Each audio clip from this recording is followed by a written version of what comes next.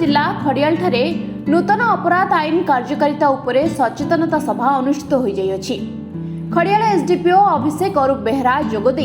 एही आईन रो विभिन्न दिग उपरे बुझाइथिले। विशेषकर 3 गोटी आईन रे परिवर्तन होइथिबा बेले 1860 भारतीय दंड संहिता भारतीय न्याय संहिता 2023 परिवर्तन होइछि। सेहिपरि कोर्ट ऑफ क्रिमिनल प्रोसीडिंग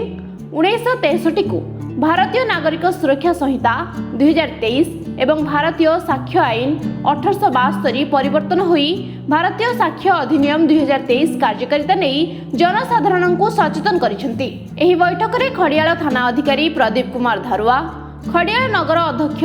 उज्जवल गुप्ता, वरिष्ठ नागरिक डॉक्टर मेहर रामचंद्र मिश्र, वरिष्ठ नागरिक संघ सभापति रामेश्वर अग्रवाल, वरिष्ठ नागरिक संघ संपादक डोला मोहन सिंह बाबू, वरिष्ठ नागरिक गण, सचेतन युव नागरिक, बुद्धिजीवी, सांबादिक एवं पुलिस कर्मचारी माने जोग देथिले। क्रिमिनाल लॉ जो 3 नुआ क्रिमिनाल लॉ आज भारत वर्ष लागू है 1 जुलाई पूर्व जो आईपीसी सीआरपीसी और इंडियन एविडेंस एक्ट था बदला आम बीएनएस भारतीय न्याय संहिता, बीएनएसएस भारतीय नागरिक सुरक्षा संहिता और बीएसए भारतीय साक्ष्य अधिनियम यही नियमावली जो यही आधार में वर्तमान ठार आज जहाँ सब केस हम से नियम आधार हम तार तदंत नियम आधार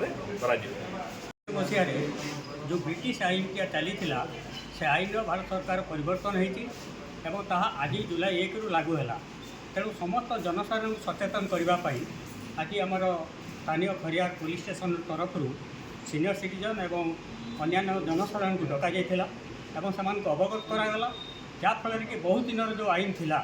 से आईन बहुत असुविधा थिला जहाँ निहाती दरकार थिला से आम जो 3टी रही भारतीय न्याय संहिता, साक्ष्य आईन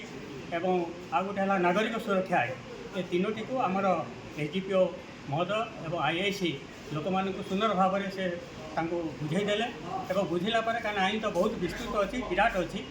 धीरे धीरे किभली काम हम और सचेतन किभली चलो ग्राम मानक लोक मैंने कहीं लोक जा सचेतन हेले आईन तो मैंने ठीक काम कर। Nuapada जिल्लारू Om Prakash Chaudhary report, Vishwavani live.